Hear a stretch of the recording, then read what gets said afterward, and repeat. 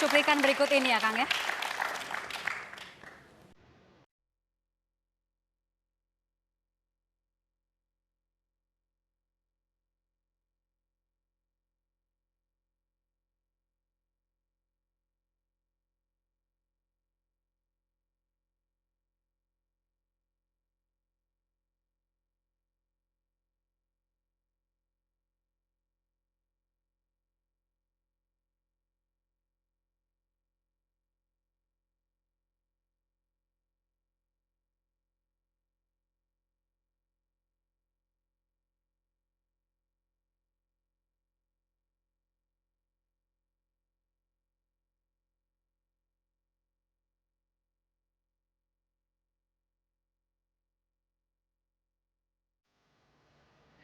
Seberapa dekat sama ayah?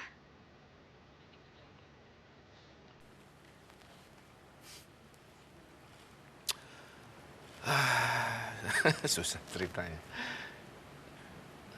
Rindunya itu setelah nggak ada gitu ya. Jadi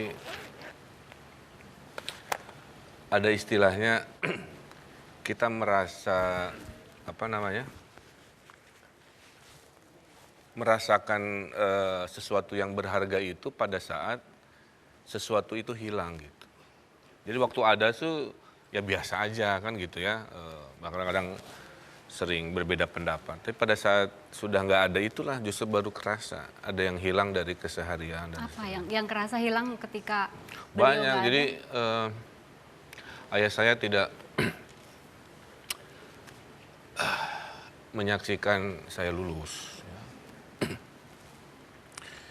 Tidak menyaksikan saya menikah, tidak menyaksikan saya berkeluarga, tidak bisa menyaksikan saya jadi wali kota dan seterusnya. Tidak bisa menyaksikan saya mendesain masjid yang saya dedikasikan untuk beliau. Rindu itu sering muncul ya kadang-kadang dalam mimpi ya. Kalau alam bawah sadar itu berarti kan kangen lah seperti itu.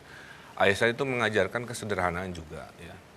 Saya masih lihat dulu ayah saya didatangi anak mahasiswanya bimbingan, tapi mahasiswanya kayaknya itu nakal dan nilainya jelek. Terus mencoba merayu ayah saya ngirim kue, ngirim rokok, apalah gitu ya. Ayah saya dengan tegas menolak. Dikembalikan semua hadiahnya untuk membuktikan integritas beliau sebagai dosen.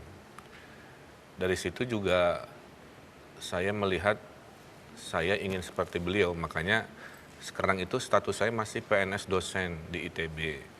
Karena dalam darah saya mengalir darah mengajarnya almarhum ayah saya dan ibu saya juga. Gitu. Nah dari ibu saya ternyata ayah dan ibu saya itu bertemu zaman mahasiswanya itu jadi aktivis Kesatuan Aksi Mahasiswa Indonesia, demo-demo juga. Jadi semangat perjuangannya mungkin sedikit dua dikit gitu ya, datang dari semangat ayah saya, ibu saya. Gitu. Dan yang paling mengharukan itu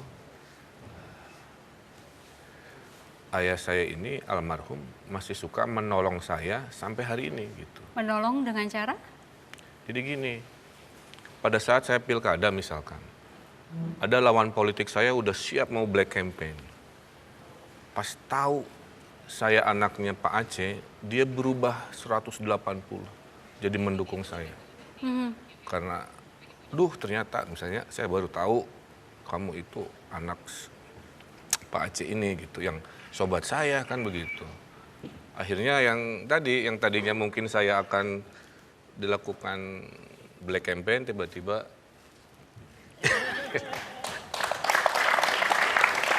Ibu.